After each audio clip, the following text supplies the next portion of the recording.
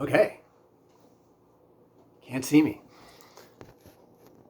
Mark's interview project, unscripted, unrehearsed. And you still can't see me. Okay. Hello, Julie. How are you? I'm good, thanks. How are you doing? Very well. Thank you. This is Sadie, the therapy dog. Couple of administrative things off the top. Okay. I am not a licensed therapist. Okay. So this is not real therapy, and if I give you any advice today, don't take it. Because I'm a student, Okay. there is no legal framework for doctor-patient confidentiality, Okay. but I'll give you my word that it will stay confidential. You will not be identified by sight. Okay. There are exceptions to the confidentiality rule if there was a serious threat of harm to you or someone else, or threat of harm or neglect to a child. Yeah. Then that would be, I'd have to report that to authorities as well. If I were subpoenaed into court, I would also have to scrap the confidentiality. Okay. You are here voluntarily, so if you want to stop recording at any point, let me know and it'll be erased and never spoken of again. Okay. This will be uploaded to my instructor via YouTube somehow. And other than that, we're good to go. Any questions about that? Nope, that's very clear. Thank you. All right.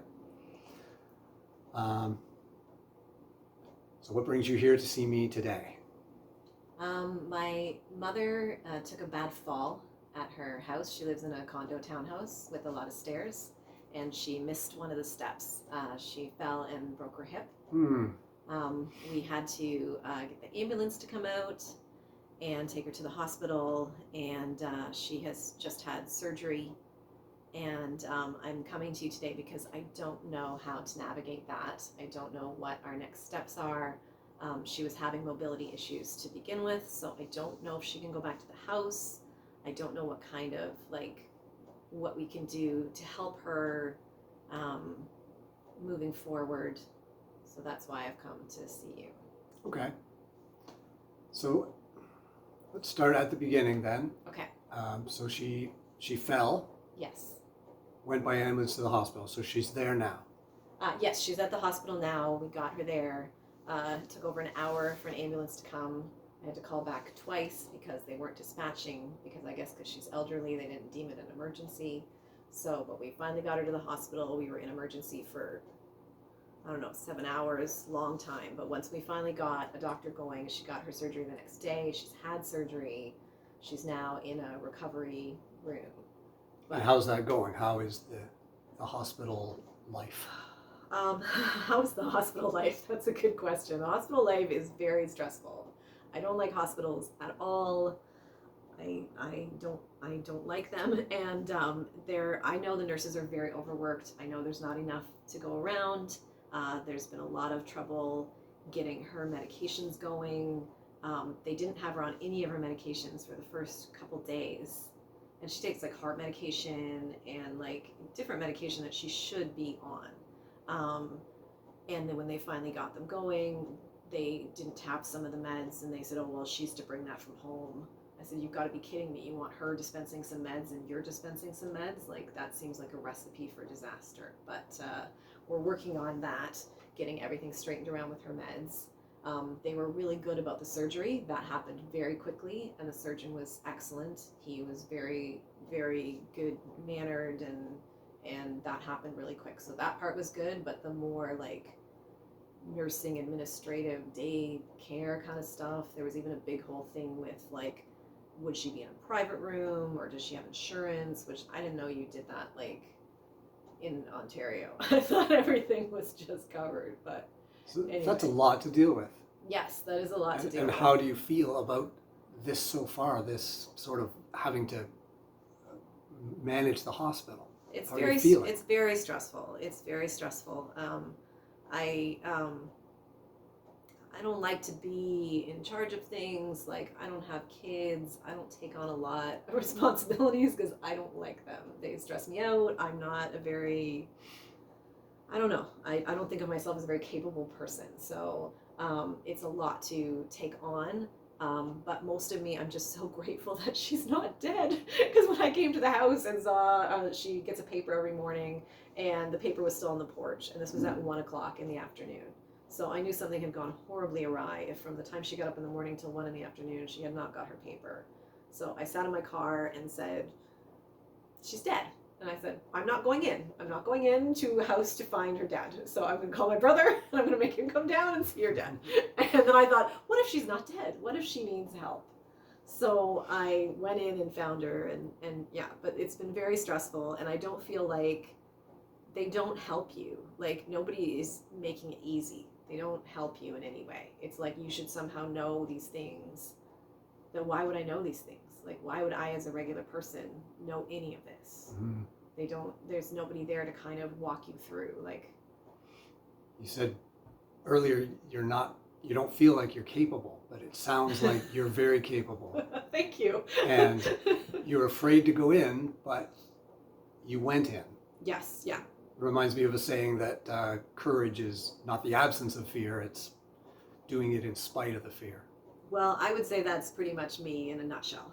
It's doing it in spite of the fear because I do things, but I have a lot of anxiety. So I have to always kind of do it anyway, even though I'm afraid. And I feel like because it's my mom and because like, I feel like when my dad died, I promised him so many times when he was in hospital that I would take care of mom. I would take care of mom because I know he took care of her. He was very much, you know, he was confident, he was capable. He did a lot of stuff. So I feel like someone kind of had to take over for that with mom because mom wasn't going to do it for herself. So yeah, I feel like I felt like I needed to do it even if I was terrified. And in the hospital, oh my God, the emergency room, I wore my earplugs. I have earplugs that I carry with me because I get too stimulated from sound. In the emergency room is a lot of sound. Of people crying and screaming and being sick and all that stuff. So I carry earplugs in my purse literally all the time. I have for years and years and years. So I don't need them very often. But if I'm in like a really loud music playing or we're at a movie that's really loud, and so I put in my earplugs and I did it despite with the fear, I did it in spite of the fear. Do you think your dad was as confident and as capable as you think, or do you think he had the same fears and worked through it? He probably had the same fears and worked through it, but by the time I knew him, he was an older person, right? So I didn't know him when he was 15 or 20, or I guess I'm 50, so I shouldn't even say I'm an older person. Yeah, I always thought that he had everything figured out. I always thought adults had everything figured out when I was a kid. So it's hard now that I'm that age to realize that they probably didn't have everything figured out. Yes, it feels like you put a lot of pressure on yourself. Yes. Yeah, I work on that because when I was younger, I was very much perfectionist and everything had to be perfect. So that is something I have worked on over the years, just in my own life with therapy and all that, is not to be perfectionist because you can't be perfect. You can't. You're going to make mistakes. I said that, you know, since she's fallen, that I'm going to miss things. There's going to be mistakes made. There's just going to be in this process, right? It's going to be a long process. By the time we find her somewhere, if she can go back to where she is, and we're going to have to do different things with the house, or can we get her somewhere different? I'm going to make mistakes, and I have to be okay with that. But it's very challenging to absolutely be okay with that because it's so important. It's so important. I usually say, well, it's not that important, so don't worry about being perfect. But this seems very important. Right, absolutely. Yeah. Oh. You have a lot of strengths to draw on. It feels like you are very capable. Thank you. And yeah, in times of crisis, it's hard to see that capability sometimes, I think, because everything is, you know, there's so much. Even like parking. I don't even park I gotta get a parking pass. And like, I mean, it's everything. Nobody helps you with anything at the hospital. Nobody helps you. Nobody says, this is how you do it. I don't know why. Yeah, they almost need like a concierge to help people maneuver through. Wouldn't that be great? What a great idea. I mean, I guess maybe they have volunteers sometimes in certain areas, but nobody has helped me, or I don't know who I would ask for help. But like, yeah, some sort of a concierge who could, I guess the healthcare system is too burdened to have a... Yeah, they don't have nurses. They can't have concierge. Yeah, they can't have a concierge if they don't even have nurses. That's not going to happen. But yeah. Yeah, that would be really good, though, to have someone to kind of guide you in the hospital system, because it is very, very stressful. And I feel like that moving forward too is probably another goal of this talk, and what we're going to do here is to moving forward to have people in place to help us move forward, not just, you know, me trying to do it when I have no Right. idea. So far I'm hearing you say you're very worried about your mom, Yes. very concerned, frustrated with the healthcare system, Yeah. and unsure about what the next steps are. Yes, very much so. Very much so. Has your mom started physiotherapy yet? Not yet. They have talked about it, and she will be getting physiotherapy, because the goal is, of course, to get her mobile again, because right now she's just bedridden. And are you responsible for setting that up, or is that through the hospital? I believe that is through the hospital while she's at the hospital. I believe more care is coming while she's there at the hospital. It would be once she leaves that then it would become on me. But I do feel like if I'm not there, it doesn't happen. So I do feel like, as much as, yeah, the hospital's going to do this, if I don't come in the morning and say, hey, can you guys get her up and get her dressed? She doesn't. She's not. They won't do it unless someone's kind of there following up and making sure they do it. This is almost a full-time job for you Squeaky at this wheel. point. It is at this point. Now, fortunately, I don't have a full-time job, so I can take that on as a somewhat full-time job, because I have the time to do that, which is the other reason that I feel good to take it on, because I know that I have the time to do it, and she needs someone to do it. She's not a person that's going to advocate for herself. Even with the ambulance, she said, oh, Julie, don't call the ambulance. Don't call an ambulance. I'm like, I think you broke your hip. I think I'm going to have to call an ambulance. Just help me up. No, I'm not going to help you up. I'm going to call an ambulance. That's what they're for. There you Professionals. Professionals need to help you. I am not a professional. I'm not a nurse by any stretch. So for yourself, do you have a support system? Do you have people that are supporting you in this? Husband, significant other, brother, sister? Yes. Yeah, I have a brother, and he's great. He came out to take over in the emergency room, which I sundown. Like I know that's not a good term to use, but I feel like I get really tired by end of day. Like I'm not functional in the evening. So he came and took over and stayed with my mom until she was able to get put up into a room, and is coming to visit her as well. So I feel like there's somebody else kind of. Now he works full time, so he's not going to be able to come in the daytime, but he's coming after work and on the weekends, I'm sure, as we move forward. So that is very helpful as far as her care goes. For my own support, I have a husband who is really good and listens to me. He finds me amusing, so I can rant and rave all I like, and he listens and hears me out, and is very supportive. And he loves my mom a lot too, so he knows that this is stressful, and he's doing the best he can. And I have my therapy dog, my little Sadie girl. She is very, very supportive and very nice to come home to and have the nice, pets and cuddles and someone to just kind of not demand things from you. Excellent, excellent. So yeah, I do have a good support system as far as emotional support.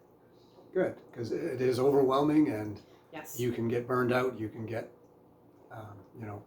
sick or Yes. whatever. If Yeah, you're not. that is my mom's big concern. She keeps saying, I don't want you to get sick. I don't want you to get burnt out. I don't want you to, do too much. And I always assure her that I never do too much. I'm not an overdoer. I know I have limits, and I'm pretty careful to put my hand up when I'm reaching those limits. Now, do you know if she has goals in terms of returning home or downsizing or retirement home? Any ideas yet? That's an excellent question. I know before she fell, we had been talking for probably 6 months or so about her issues with mobility in the house and thinking that it was time to sell.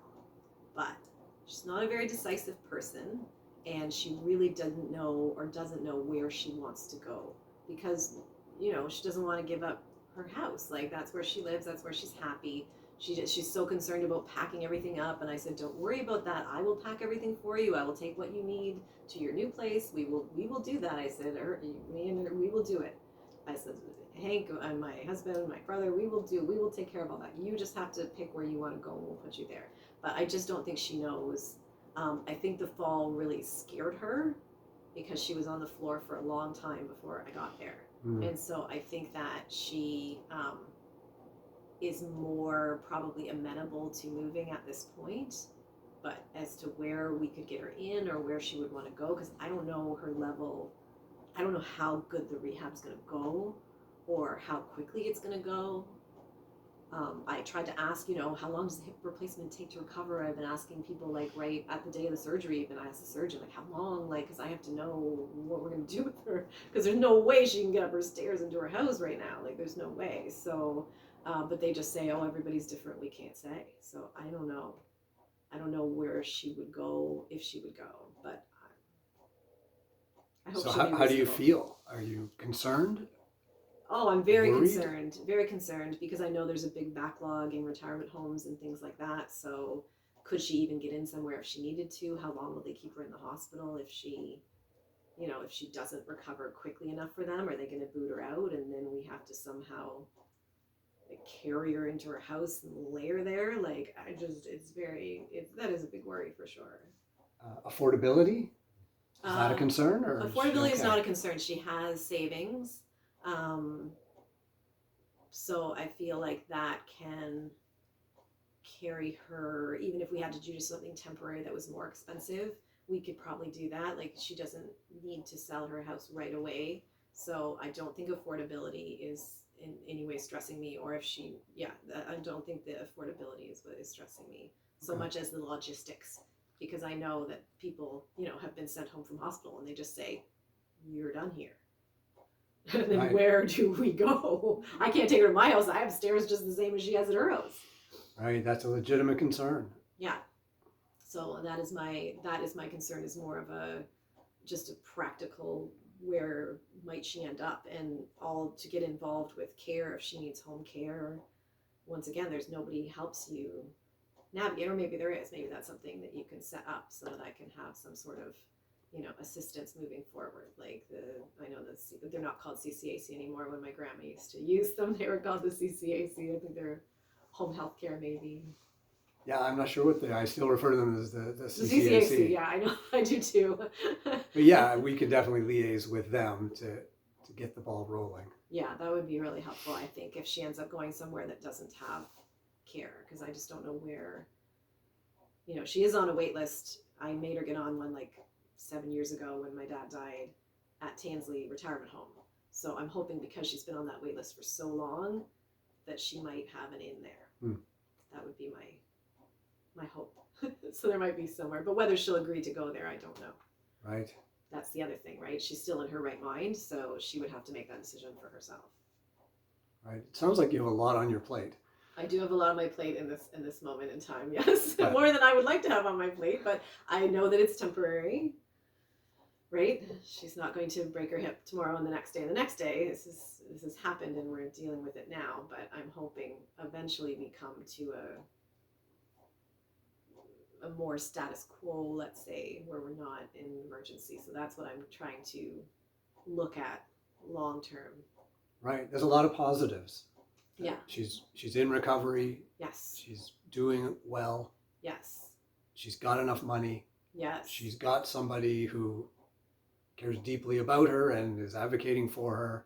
Oh, her whole family. She's had visitors and grandkids, and everyone cares about her and is wanting her and supporting her, for sure. She's very lucky. And her main advocate has support around her. Yes. So it's just a matter of making a decision, I guess, of where she wants to be, and and these are just putting it into action. I want to say to her that I know this is sudden now, because we were kind of talking long term when we could just take our time and make these decisions, and now the decision has been forced. So I know that's not ideal, but I'm trying to pitch it as it doesn't have to be a permanent move. It can be a temporary move until we see what we want to do long term, because I don't know how she'll recover. She could get her mobility back completely, and then she will want to go back to the house and get over her fear, and she will want to go back to the house. I don't know. Right. There's modifications that can be done, stair lifts, and yes, yeah. things of that nature, ramps and Yeah. cutout tubs and things like that. So that's Yeah. a possibility as well. Yeah, for sure. Yeah. So I don't know what she will decide, but she, like I said, fortunately, again, another positive, she is in her right mind, so she can make those decisions for herself. It's not a burden on me to have to make that decision. Okay. So as far as goals for counseling, it's maneuvering through the system, it's talking out, sort of a sounding board, or am I close there? Yeah. Oh, yeah. For sure. Yeah. Like just some assistance if there's things that you can facilitate to help me, you know, with what I could be doing and who I could be. Like you would be almost like a concierge. Right. That would be helpful. And yeah, just like a sounding board, because I don't, as much as I have people to talk to, and I do think that is limited in that it's nice to have a professional person as well as a support, who's more objective and who can listen without that, because everyone in my life is attached to my mom too, so they all have that same emotional attachment. So I do think it's also good. I would like to have that as a goal, as just to be able to talk to someone as a sounding board who is Right. not emotionally invested. And their top priority is your mom versus my top priority is you. Yes, absolutely. Your Yes. Yeah, I think that's so important, because I feel like I don't, I'm not going to say, well, listen to because, they're feeling the same things. Like we're all, and that's a nice way to relate as well. There's nothing wrong with that as a relating, but it's nice to have I used to work for this woman who was a doula, and I don't know if you know what that is, Mm-hmm. but so with childbirth, everyone else is there for the baby. The doula is there for the mom. So having somebody as a sounding board who is going to be there for me. Everyone else is there for my mom, including myself, but that person, you would be there for me. Right. And help me to meander the system and be an objective person. All right. Fantastic, Julie. Thank you so much for assisting me in my interview. I appreciate it. Oh, you're welcome. You did a great job. Thank you.